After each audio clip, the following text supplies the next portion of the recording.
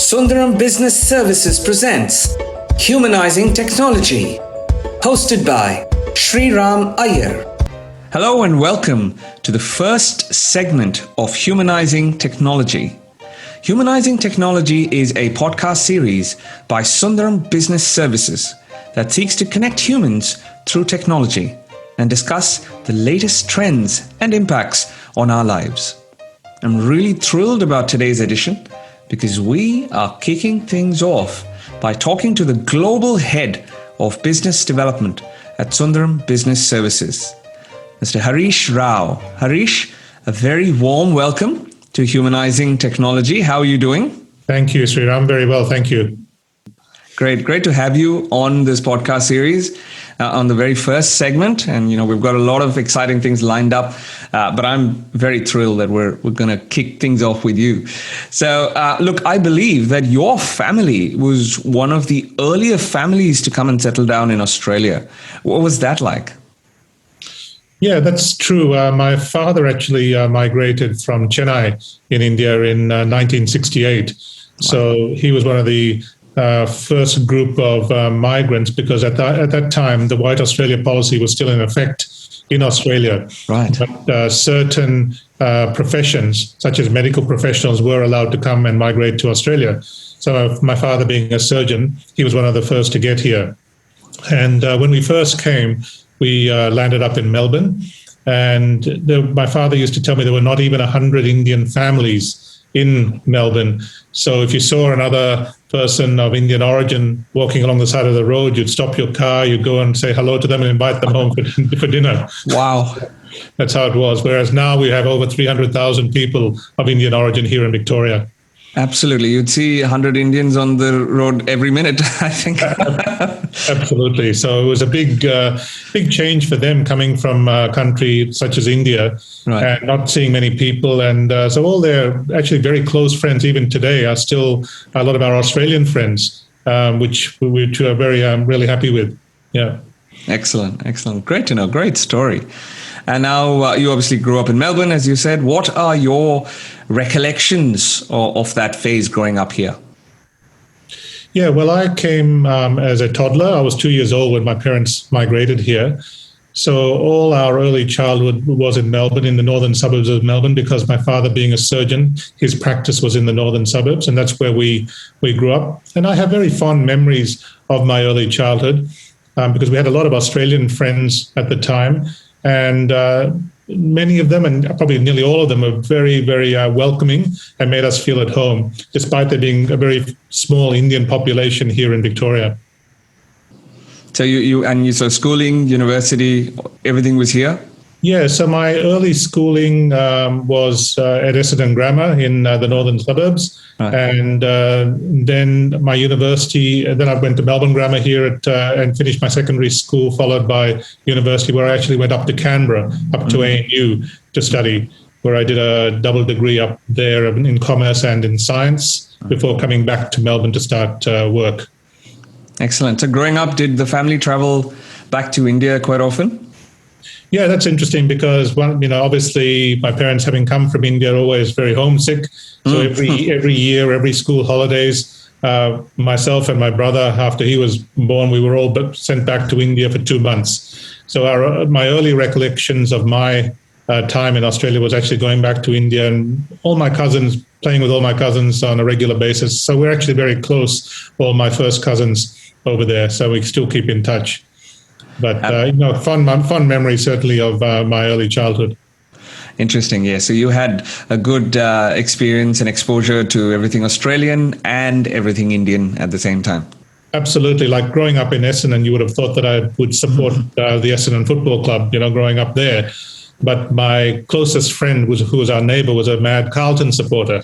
Right. So, and as you can appreciate, in Australia, you have to barrack for a football team. And so my team was Carlton. And in the early 70s, Carlton were the best. They were winning premierships. Right. Unfortunately, for the last 20 odd years, I've been suffering.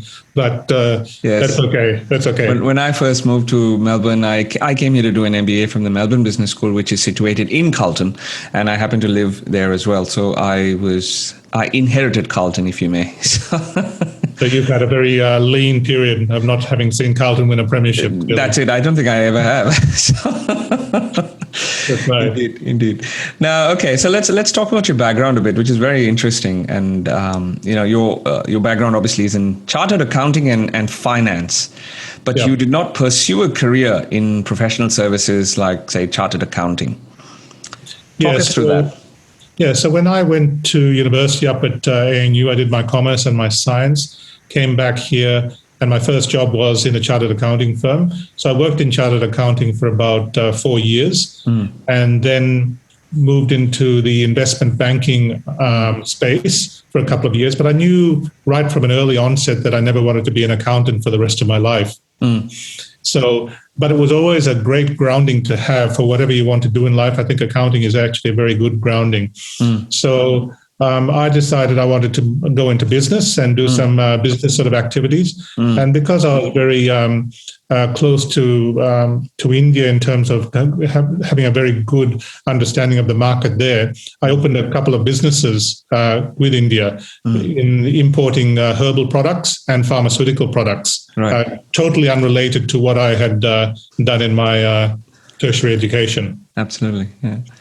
So you had this entrepreneurial spirit.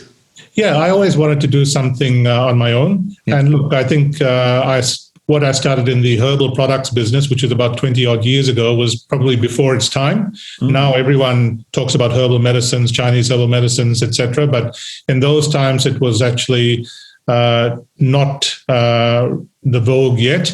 But I'm very proud of the fact that one of the things that I was able to achieve was I established a relationship with a manufacturing facility in Kerala, in India, and we got the first Australian factory, our first factory approved by the Australian Therapeutic Goods Administration. Wonderful. So, and to this day, that factory continues to operate. So, but I moved out of that when I moved into Sundaram Business Services and my outsourcing career. Absolutely. Well, that's a great segue to talk about Sundaram Business Services. So interesting journey, to say the least. But tell us how you got involved with Sundaram Business Services and the early phase of their business in Australia. Yeah, so actually, before I joined with Sundaram, I actually started my own outsourcing outfit in Chennai. Right. Because I saw an opportunity around about the year 2000 where there was a lot of outsourcing or offshoring going on between the US and India. And so I just pricked my entrepreneurial brain. I thought, well, maybe there's an opportunity to do something between Australia and India. So the accounting software at the time was MYOB. So I sent a copy of that across to a friend of mine over there who was a chartered accountant. And I said, look, play around with the software and I want you to do this and let's see how it turns out. As it turned out, it was, went off very well. And so I thought, okay, well, let me start this in a small way. So I set up a small outfit with about 8 to 10 people in Chennai. Right. And we were doing basic bookkeeping work for Australian companies here in Australia. And 3 or 4 years later, I was approached by Sundaram because we had a mutual friend and they introduced me to Sundaram. And Sundaram at the time had an outsourcing outfit, but only in the Indian market. So they were looking at expanding into overseas markets. And they asked me whether I would be interested in just rolling my operations into theirs and heading up their business development for Australia and other parts of the world. So that's how I actually joined Sundaram back in 2004. And now it's been quite a long time since I've been with them. Yeah. Wow, that is wonderful, wonderful. Now, obviously, 2004 till now, you have probably seen a lot happen in not just the business space, but also just from a global perspective. And we can't have a podcast these days without the C word. So with COVID-19, obviously that has thrown the whole world off, really. How did that affect the business? How did that affect the business model? What impact did it have on your relationships with your customers? Talk us through how COVID, affected the business. Well, I suppose going back, the concept of offshoring to Australian businesses was a hard thing to grasp because the question was, how can you do this work in a remote location like India as well as what we do it? in Australia, sitting in an office. So that was always a difficult thing to try and sell. But we got over that that problem, I suppose, and we were able to build our business over the last 15 years to a reasonable level, targeting mainly accounting firms as well as corporates. Now, you asked me about COVID. Well, COVID has had a positive effect as well, because everyone here in Australia now has been forced to work remotely. So suddenly that question of how can you do it in India doesn't arise, because people have been doing it from their houses as well. So they've been working remotely. So in that sense, COVID's had a positive impact on the business.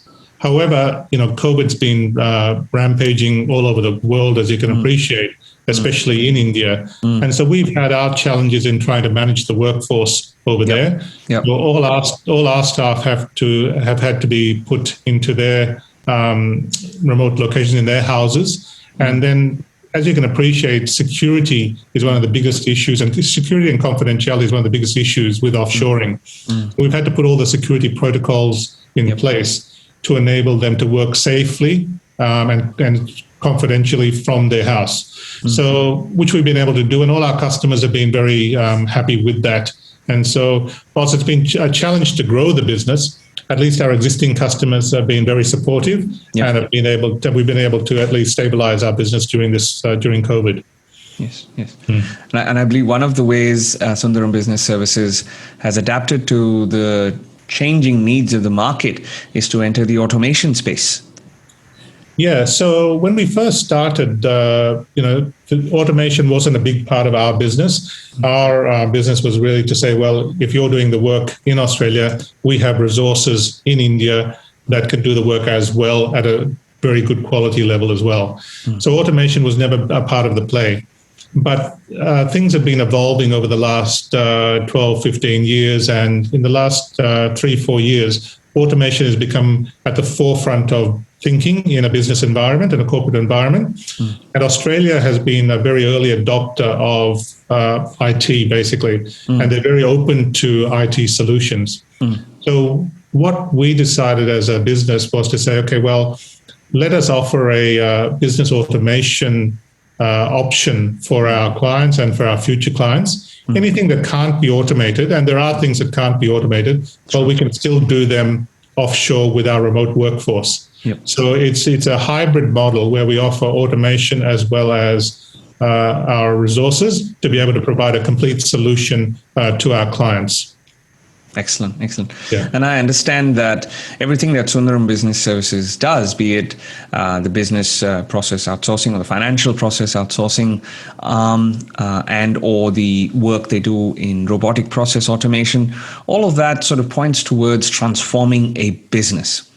So, and when it comes to this term of digital transformation, which industries rather do you see engaging with the prospect of successfully transforming their business? Look, I think it can be across businesses. I don't think it's industry specific per se. Sure. It's really about industries and businesses focusing on their core operations. And a lot of the things which are non-core can be either automated or outsourced.